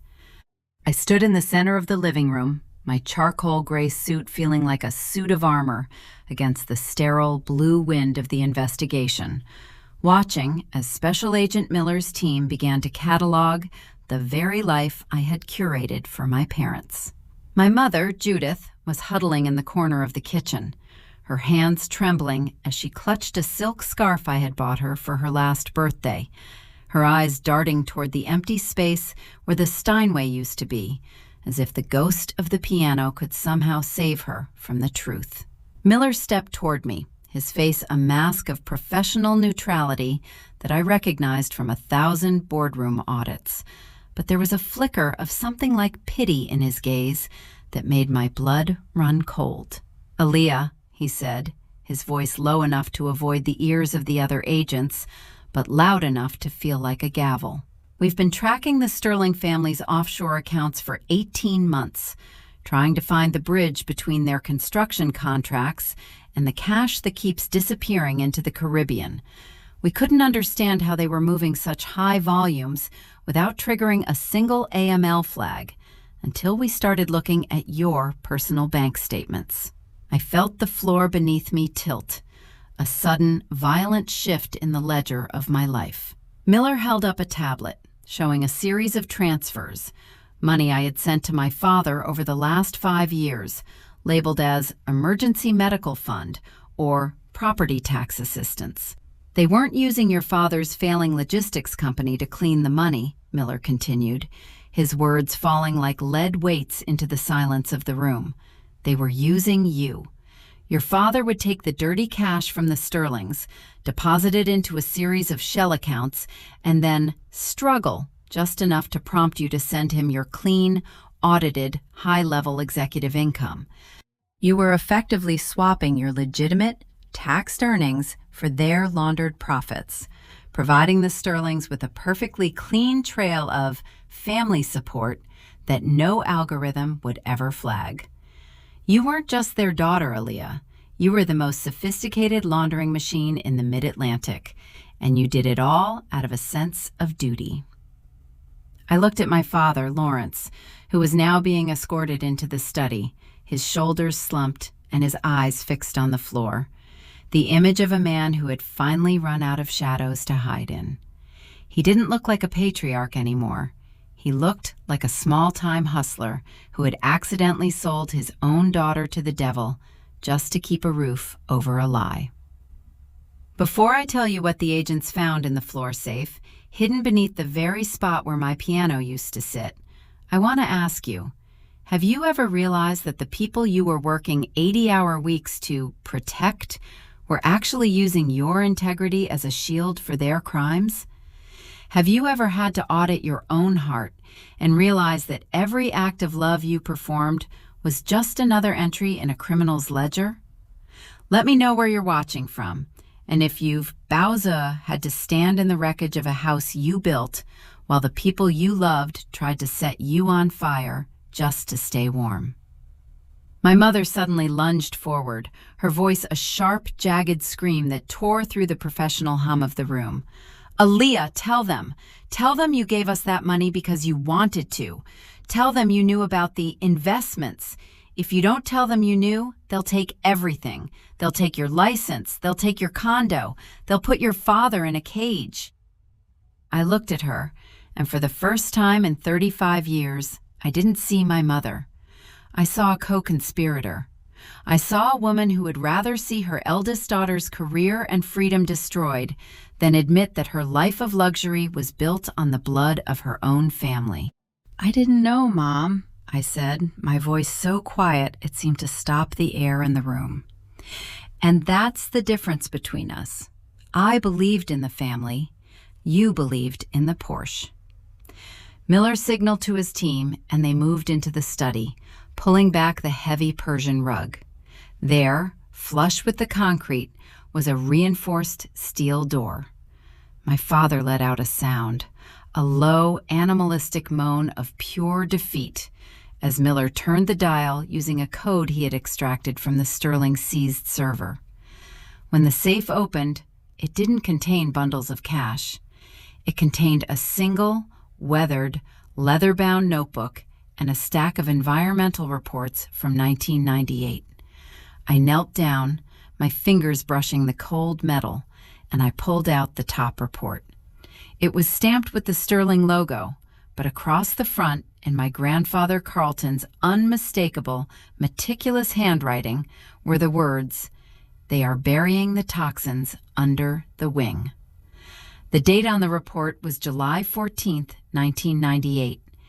3 days later, my grandfather was dead of what the family called a heart attack. I looked at Miller, the coldness in my chest turning into a crystalline, unbreakable fire. "He didn't die of natural causes," I whispered, the realization feeling like a physical weight on my lungs. Miller nodded grimly. "The Sterlings paid your father to bury these reports, Aaliyah. They gave him the house, the lifestyle, and the connections for Jada in exchange for his silence about his own father's murder. The piano, that Steinway, was the only thing Grandma Hattie managed to keep out of their reach, the only asset they couldn't control. When your parents sold it to buy that Porsche, they didn't just steal your inheritance, they broke the seal on a 30-year-old crime." I stood up, the gold signet ring on my finger, the one Silas had given me, feeling like a brand. I walked out to the porch, past the agents bagging my mother's designer shoes, and I looked at the Maryland sky. I wasn't the strong black woman they could lean on anymore. I was the storm. I got into my car and drove away, not toward my condo, but toward the federal courthouse.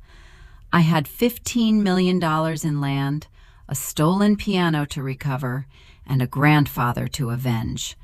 The audit was no longer about the money, it was about the blood. And as I pulled onto the highway, I realized that for the first time in my life, the only person I was serving was the woman in the mirror. The reconstruction was beginning, and this time, the foundation wouldn't be made of sacrifice, it would be made of justice. The halls of the Department of Justice at midnight are not made of marble and law.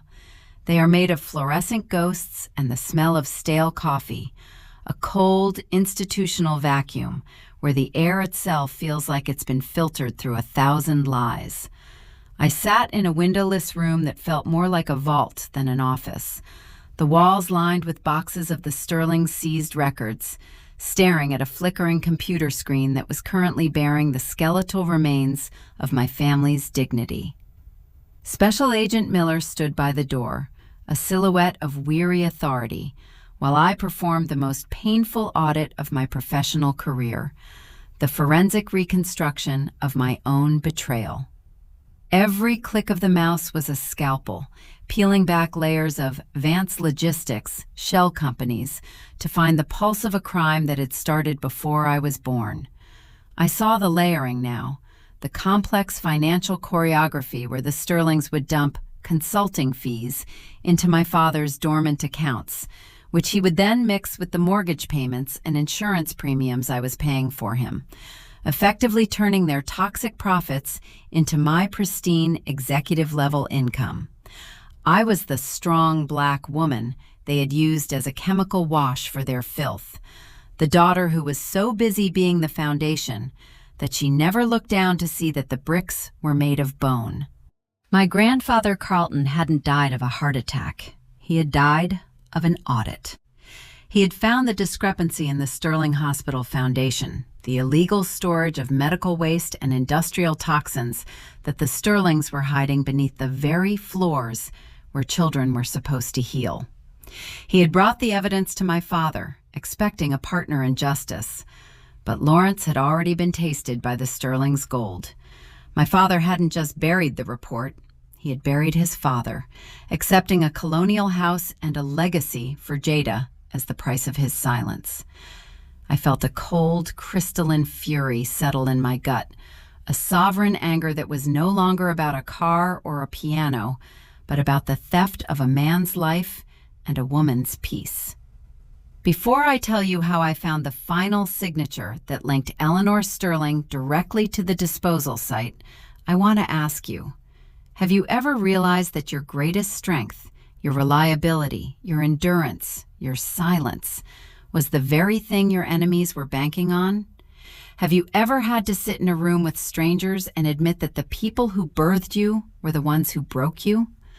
Let me know where you're watching from, and if you've ever had to be the one to finally turn the key in the lock of your family's secrets.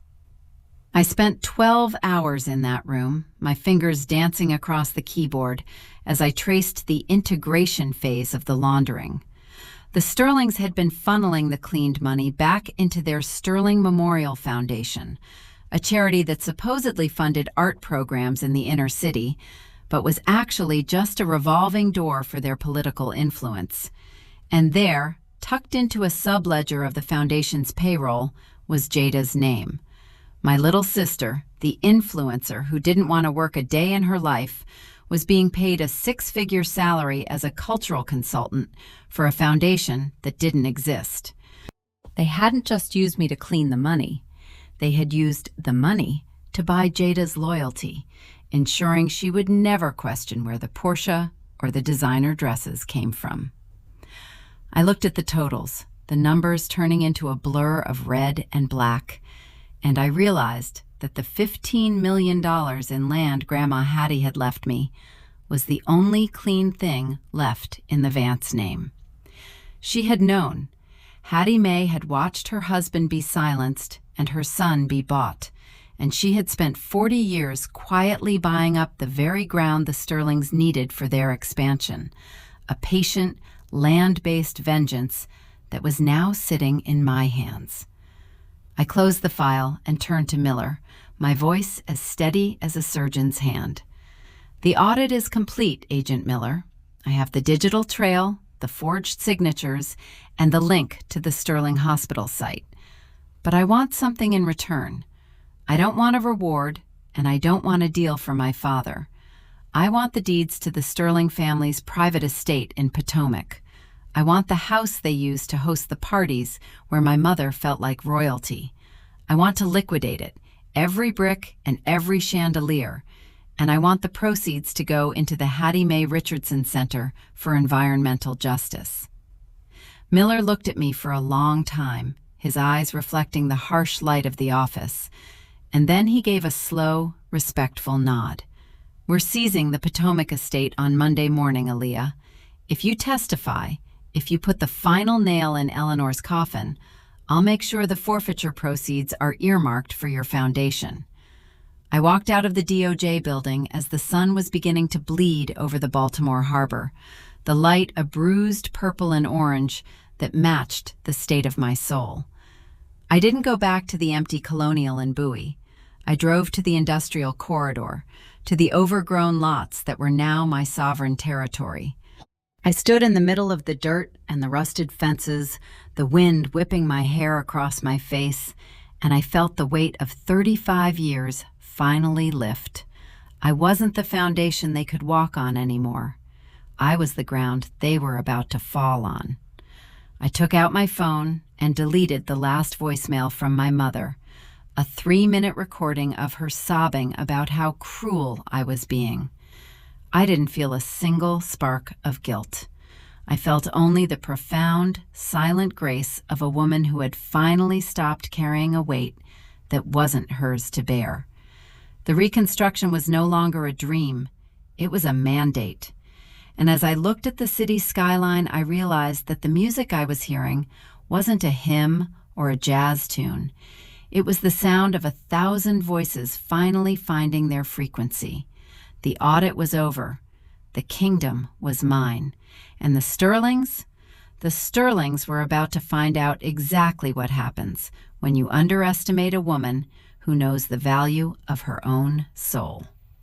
The federal courthouse in Baltimore is a cathedral built of cold marble and echoing silence, a place where the air itself feels heavy with the accumulated weight of 1,000 ruined reputations and 1,000,000 broken promises.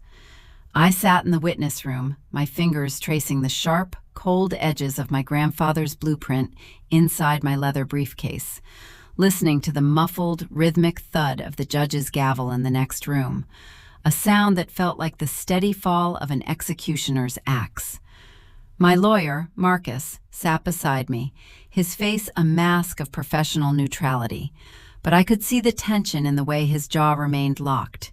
He knew that today was not just about evidence, it was about the destruction of a social hierarchy that had governed this city for half a century. The Sterling family's defense team had already spent the morning trying to paint me as a disgruntled, estranged daughter whose psychological instability and bitterness over a family piano had led her to fabricate a federal conspiracy. I could hear their lead counsel's voice through the heavy oak doors, a polished baritone weapon that was currently describing me as a lonely, calculated auditor looking for a payday at the expense of her own elderly parents. I closed my eyes and let the insult wash over me, a drop of rain in an ocean of deeper pain. They thought they were attacking my character, but they were actually just auditing my scars. And they were about to find out that a woman who has already lost everything is the only one who can afford to tell the absolute truth. Before I tell you what happened when I took the stand and saw my mother sitting in the gallery, wearing the pearls I bought her while praying for my downfall, I want to ask you, have you ever had to sit in a room and listen to people who don't know your name try to rewrite your entire life? Have you ever had to realize that your silence was the only thing keeping your enemies safe?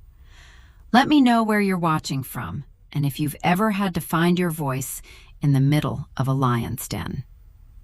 When the doors finally opened and I was called to the stand, the atmosphere in the courtroom shifted. It was the sound of 100 breaths being held simultaneously. I walked past my father, Lawrence, who was seated at the defense table in a suit that looked high sizes too big for his shrunken frame. And for the first time in my life, I didn't feel the urge to steady him. I took the oath, my hand on the Bible feeling as solid as the Steinway's mahogany, and I looked directly at Eleanor Sterling.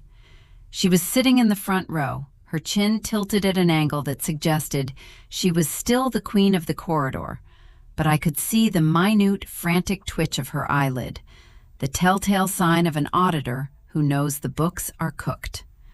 The prosecutor began his questioning, his voice a steady, rhythmic tether as we moved through the technicalities of the Vance Logistics shell companies.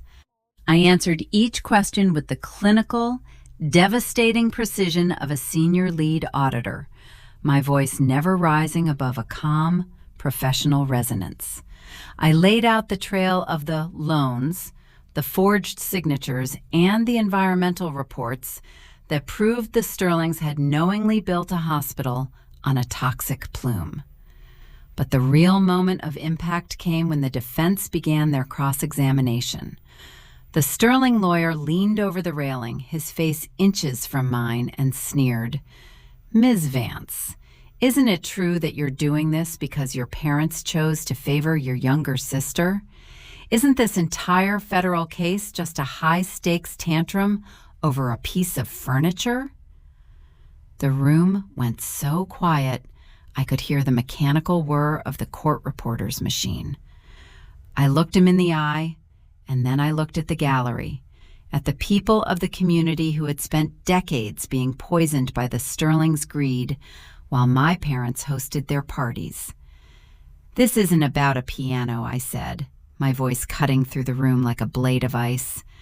"This is about the fact that for 30 years, the people in this room treated human beings like line items. You didn't just steal my savings. You stole the health of children who drank the water near that hospital site. You didn't just sell my inheritance. You sold the life of a man, my grandfather, who was too honest for your business model. I'm not here because I'm bitter. I'm here because the audit is finally due, and the Sterling family's soul is in a catastrophic deficit." The lawyer tried to interrupt, but the judge signaled for me to continue. I pulled the blueprint from my bag, the one with the red ink warnings and the toxic storage notations, and I held it up for the entire room to see.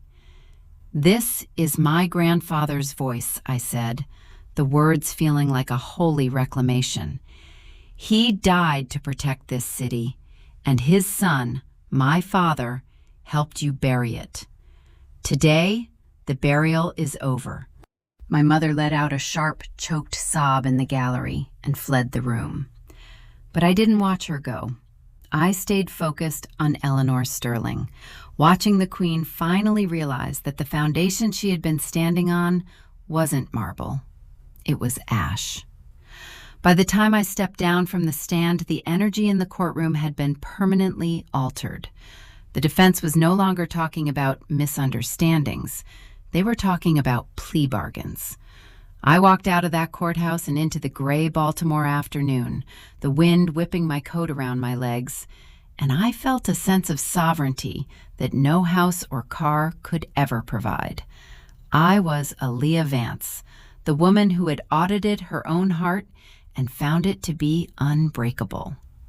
I drove to the industrial lots, to the site where the Hattie Mae Center would soon rise, and I sat on the ground, my hands touching the dirt that was Koikung legally mine. I realized then that the strong Black woman doesn't have to be the one who carries everyone. She just has to be the one who refuses to be buried. The reconstruction was no longer a plan. It was a reality. And as the first stars began to appear over the city, I realized that the music I was hearing wasn't just coming from the piano. It was the sound of 1,000 voices, Koikung being heard. My father's lawyer tried to corner me in the hallway afterward, whispering about mercy and family legacy. But I just looked through him. Mercy is for the repentant. The audit is for the guilty. I saw Jada standing near the elevators, her face stripped of makeup, looking like a ghost in a fast fashion dress. She didn't scream this time. She just looked at me with a terrifying, hollow realization.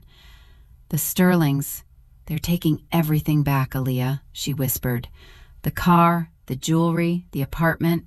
They said it was all company property. I have nothing. I don't even have a place to sleep tonight." I looked at my sister, the girl I had once shielded from the smallest scraped knee, and I felt a profound, liberating lack of responsibility. "You have the truth, Jada," I said, the elevator doors sliding open between us. "It's a lot heavier than a Porsche, but it's the only thing that won't get seized." I stepped into the elevator and pressed the button for the lobby, watching her figure shrink into the distance. I was done being the safety net. I was the sky now, and the sky doesn't catch people when they fall. It just watches them learn how to fly or hit the ground. The audit of the Vance family was officially closed, and the balance was exactly where it needed to be: 0. The aftermath of a wildfire is never the silence people imagine it to be. It is a restless, shifting sound of ash settling and charred timber groaning under the weight of its own sudden emptiness. I sat in the high-backed leather chair of my new office, not in a corporate skyscraper in downtown Baltimore, but in the repurposed wing of a historic brick building that once served as a warehouse for the very dock workers my grandfather had protected. The trial had concluded with the kind of clinical finality that only the federal government can provide. Eleanor Sterling had been sentenced to 15 years for racketeering and environmental crimes, and my father, Lawrence, had received 8 years in a minimum security facility, a sentence that felt like a mercy he hadn't earned. But the real audit wasn't happening in a courtroom. It was happening here, in the quiet of my own sovereignty. I looked down at the gold signet ring on my finger, the bird in flight over the scales, and I felt the hum of Grandma Hattie's presence in the room, a frequency that finally matched my own. My mother, Judith, had moved into the modest one-bedroom apartment I provided for her, a space that was clean, safe, and entirely devoid of the columns and silk draperies she had used to mask her character. She sent me letters nearly every week, written on expensive stationery she must have hidden away before the seizure, filled with the same weaponized grief she had used for decades. She didn't ask about my work or my heart. She asked about the injustice of her current living situation, comparing her modest apartment to a tomb, and begging me to remember that she was the one who had introduced me to the piano. I didn't answer the letters. I didn't even open the last 3. I realized that responding to her was just another transaction in the economy of her vanity, and I was no longer a participant in that market. Before I tell you about the night the Steinway finally came home, not to the Colonial House, but to the center, I want to ask you, have you ever reached a point where you realized that your silence was the most powerful thing you owned? Have you ever felt the profound, terrifying peace of finally letting go of a rope that was only ever meant to hang you? Let me know where you're watching from, and if you've ever had to build your own sanctuary out of the stones people threw at you. The reconstruction of the Hattie Mae Richardson Center for Environmental Justice was more than a construction project. It was a physical manifestation of a balanced ledger. I used the proceeds from the liquidation of the Sterling's seized Potomac estate, a process Miller had facilitated with the precision of a surgeon, to fund the first 3 years of our operations. We weren't just a foundation, we were a laboratory for the future. We trained young women from the corridor to be forensic accountants, not so they could work for the Sterlings of the world, but so they could protect their own communities from the same wolves that had eaten my father's soul. One evening, as the sun was setting over the harbor and casting long, skeletal shadows across the courtyard, a heavy transport truck pulled up to the gates. I didn't need to see the manifest to know what was inside. I walked down the stairs, my heels clicking on the new industrial floors, and I watched as 4 men carefully unloaded the 1928 Steinway Model L.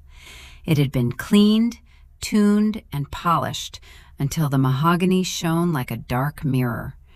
They moved it into the center of the performance hall, a room with vaulted ceilings and acoustics that made even a whisper feel like a prayer. When they were finished, I asked them to leave the lights off and the doors closed. I sat on the bench, the leather cool and familiar, and I placed my hands on the keys. I didn't play a song of mourning. I played a song of reclamation, a soaring, complex melody that Grandma Hattie had hummed while she scrubbed the floors of women who never knew her name. The sound didn't just fill the room. It seemed to vibrate the very air, shaking the dust of 30 years of lies out of my bones. I was 45 years old, single, childless, and alone, just as my mother had warned me I would be. But as the music echoed through the building I had built on the ground I owned, I realized I had never been less alone in my life. I was surrounded by the ghosts of the women who came before me and the voices of the women who would come after. Jada had started coming to the center on Thursday nights. She didn't ask for a job, and she didn't ask for money. She sat in the back of the finance classes, her head down, taking meticulous notes in a spiral notebook. She had lost the glow of the influencer, replaced by the sharp, hungry look of someone who had finally tasted the bitterness of a shortcut and was ready to do the work. One night, she stayed after class and helped the janitorial staff stack the chairs.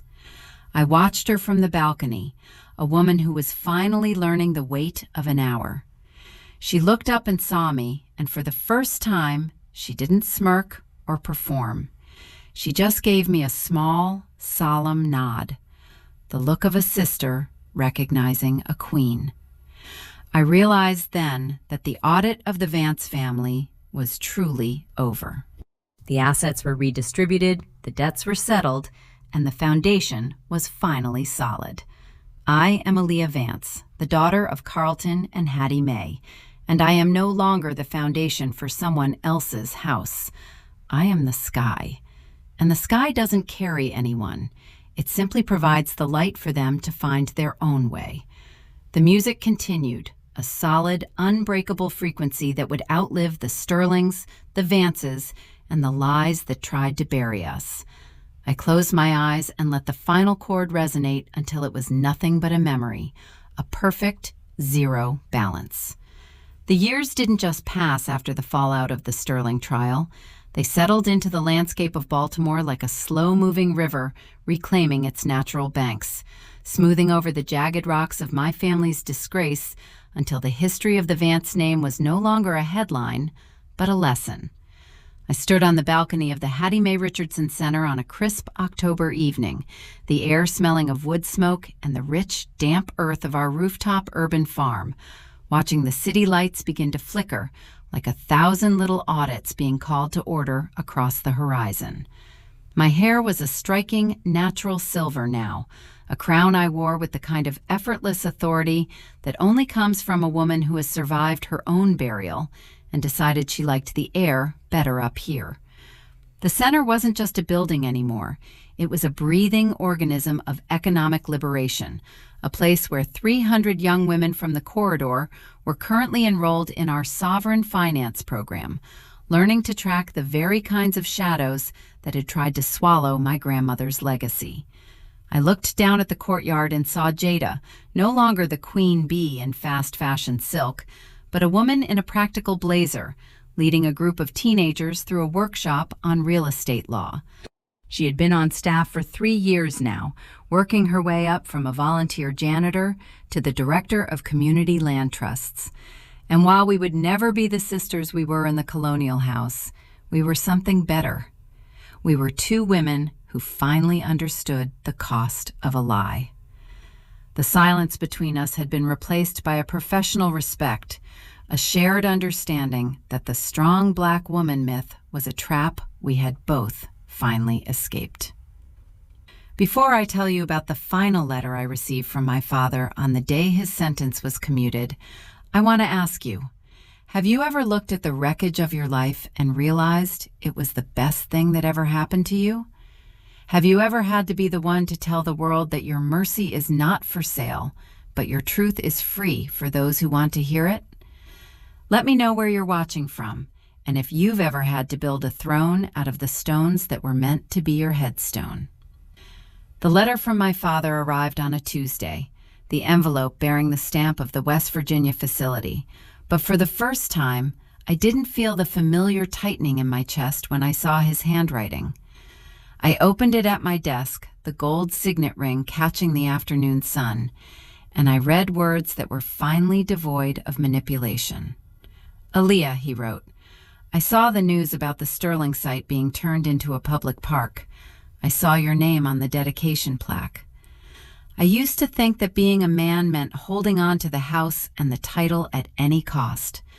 But sitting in this cell, watching the days go by, I realized that you were the only one of us who was ever truly free. I don't ask for your forgiveness anymore, because I finally understand that forgiveness is a ledger you can't balance for someone else. I just want you to know that when I hear the wind through the trees here, it sounds like that piano. It sounds like a debt I can never pay, and for the first time, I'm okay with being in the red." I folded the letter and placed it in the mahogany chest with Grandma Hattie's papers. I didn't feel pity, and I didn't feel triumph. I felt only the profound, clinical peace of a closed file. My mother Judith had passed away 6 months prior, her heart finally giving out in the modest apartment I had provided. Her final act had been to send me the Steinways' original bill of sale from 1928, a gesture of proof she thought I still needed. But I had already known the truth for decades. I had attended her funeral in a quiet, private service, and as I stood over the casket, I realized that she was finally free from the exhausting labor of her own vanity. I had paid for her burial, her headstone, and her legacy, but I hadn't paid with my soul. I walked down to the performance hall, the evening air cool on my face, and I sat at the 1928 Steinway Model L. The room was empty, the vaulted ceilings catching the low amber light of the setting sun. I placed my hands on the keys, the same hands that had audited a billion-dollar empire and dismantled a criminal legacy. And I played the first 3 chords of a new composition. It wasn't a song of mourning, and it wasn't a song of sacrifice. It was a song of sovereignty, a complex, soaring melody that moved through the room like a sovereign queen reclaiming her territory.